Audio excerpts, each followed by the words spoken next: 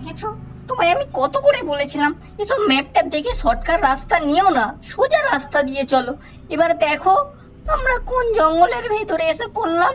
রাস্তাঘাটে তো একটা মানুষও দেখা যায় না। তোর ব্যাং একে ম্যাপটা ভুল জায়গায় নিয়ে চলে এসেছে, তার মধ্যে তুমি এসব ক্যাচ ম্যাচ করে যাচ্ছ। হ্যাঁ, আমি তো কিছু বললেই দোষ। নাও, আমি চুপ করে গেলাম। এবার তুমিই দেখো কি করে বের হবে এখান থেকে। রাতের বেলাতে হইছে যেন যত জ্বালাতন। রূপা, ওই দেখো সামনে একটা দোকান দেখা যাচ্ছে, মনে হচ্ছে না ওটা? হ্যাঁ, দেখে তো তাই মনে হচ্ছে গো। উফ, ওখান থেকে একবার হাইওয়ের রাস্তাটা জেনে নিতে পারলেই ব্যাস।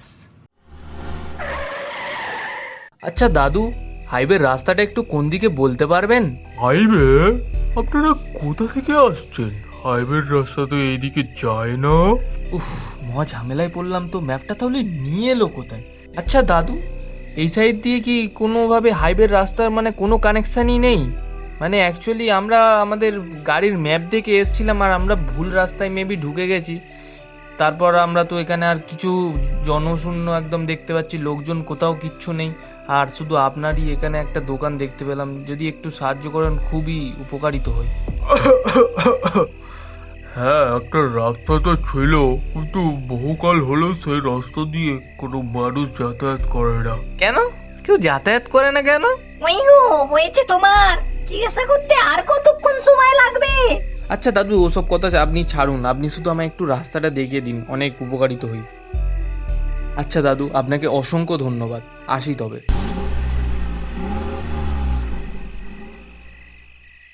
বলো, কিছু জানতে পারলে? হ্যাঁ, উনি বললেন ডান দিক দিয়ে একটা রাস্তা সোজা হাইওয়ের দিকে ঢোকে। তাহলে চলো এখান থেকে। আমার জায়গাটা একদম ভালো লাগছে না। হ্যাঁ। A few minutes later. কই গো, আর কত দূর? বড় রাস্তা তো কোনো টিকিটুকুও দেখা যায় না। আরে বাবা, আমি কি করে জানবো? উনি তো বললেন এই সাইড দিয়ে রাস্তা আছে। ওমা গো, এটা কি? আহা, কোনো পাখি মনে হয়। তুমি বসো, আমি বাইরে গিয়ে দেখছি। আমিও যাবো তোমার সাথে বাইরে। আরে এটা একটা বাদুড়। বাইরে থেকে এই বিকট বটকা গন্ধটা কিসের বলো তো? আমার নাকেও এসেছে, মনে হচ্ছে কাছে পিঠে কোনো পশু পাখি মরেছে। এখন আগে এই মালটার ব্যবস্থা করি, দাঁড়াও। গাড়ি থেকে একটা ফাঁকা বোতল এনে মালটাকে সরাতে হবে, হাত দিয়ে তো ছোঁয়াও যাবে না, এত নোংরা ভাবে চটকে গেছে মালটা। নিখিল, আমায় বাঁচাও। রূপা, রূপা শুনতে পাচ্ছ তুমি? কই গেলে তুমি? রূপা, রূপা, রূপা শুনতে পাচ্ছ তুমি? রূপা, রূপা, রূপা শুনতে পাচ্ছ তুমি? রূপা, রূপা। এটা আবার কিসের শব্দ আসছে ওখান থেকে? আরে এখানে মেয়েটা কে বসে? রূপা নয় তো? রূপা, রূপা শুনতে পাচ্ছ তুমি? রূপা, তুমি এখানে একা কেন বসে? রূপা, আমার কথা কানে যাচ্ছে না? কে তুমি? কে কে তুমি? শয়তান, তুই আমার রূপাকে মেরেছিস। কি ক্ষতি করেছিল ও তোর? রূপা? হ্যাঁ, আমি মেরেছি একে। এবার তোর বাবলীলাও সাঙ্গ করবো তোর স্ত্রীর মতোই। আহ!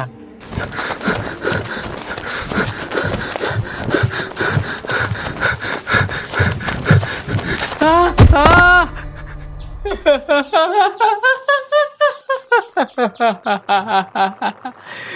এবারে পালাবি কোথায়?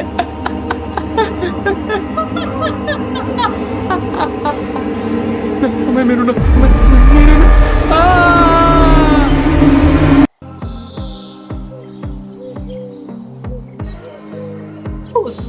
এবছর গরমকালটা মনে হচ্ছে এই নিরামিষ শুষ্ক ঘাসের মাঝেই কাটবে। হ্যাঁ রে, আমারও তাই মনে হচ্ছে। তোর কবিতার রসের মতো পুকুরের জলও শুকিয়ে যাচ্ছে ক্রমাগত। এই অপার ডাঙা, আমার কবিতা নিয়ে কিচ্ছু বলবি না। তোর মতো নির্বাচীন কবিতার কি বোঝে রে? তবে রে, আমি নির্বাচীন, তাহলে তুই কি বিগ্রহী পানি? তাহলে তুই বিকৃত মস্তিষ্ক। তুই তাহলে গধা। তাহলে গারল। তুই তাহলে মাহমেদ। তুই তাহলে গোবেট। উফ, অনেক হয়েছে, থাম এবার তোরা দুজনে। এসে এটা পথ দেখি, মনে হচ্ছে এই গরমে রসের সন্ধান পেয়ে গেছি। টালিগঞ্জের সেন পরিবারের ছোট ছেলে ও তার স্ত্রী গত অমাবস্যায় পুরুলিয়া বড় মায়ের মন্দিরে পুজো দিয়ে আসার সময় একটি জঙ্গলে হিংস্র পশুর হাতে পড়ে তাদের মৃত্যু ঘটে। আরে অভয়, এই খবরটা কি সেই বিখ্যাত বালিগঞ্জের স্বর্ণসেন পরিবারের? হ্যাঁ, একদম ঠিক ধরেছিস।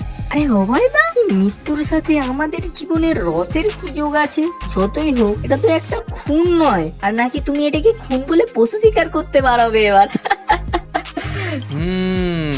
খুনি তো ধরতে যেতেই হবে, তবে আমার অনুমান বলছে ততটা এটা কোনো পশুর কারণে ঘটা দুর্ঘটনা নয়, মানুষের কারণে ঘটা খুন।